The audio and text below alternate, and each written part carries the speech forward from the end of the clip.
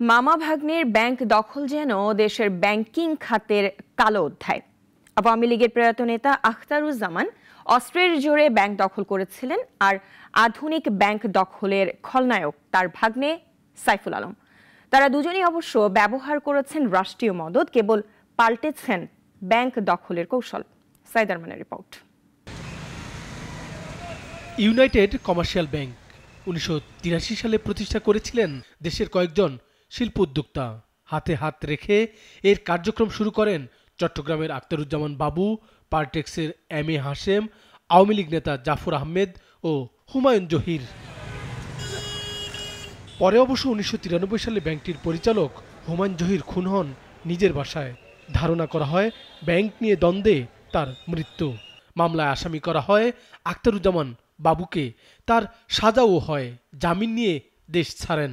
ফিরে আসেন 1996 সালে আওয়ামী লীগ ক্ষমতা আসার পর। ফের অস্ত্রের মুখে দখল নেন ইউনাইটেড কমার্শিয়াল ব্যাংকের।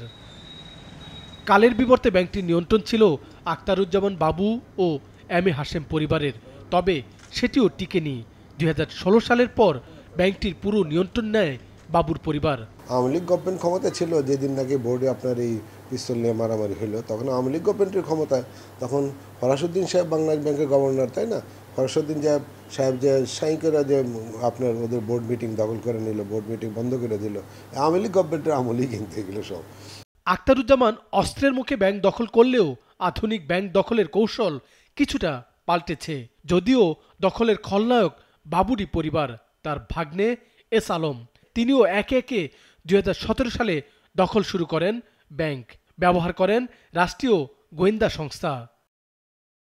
বিশ্লেষকরা বলছেন সময় পাল্টে গেছে, তাই অস্ত্রের মুখে নয়, ঠান্ডা মাথায় আর শান্ত প্রক্রিয়ায় এস আলম ব্যাংক দখল করেছে।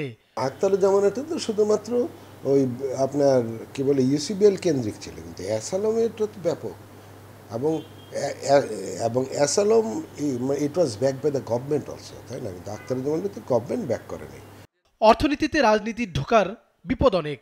তাতে সরকার বদল হলে সব পাশার দানি উল্টে যায়।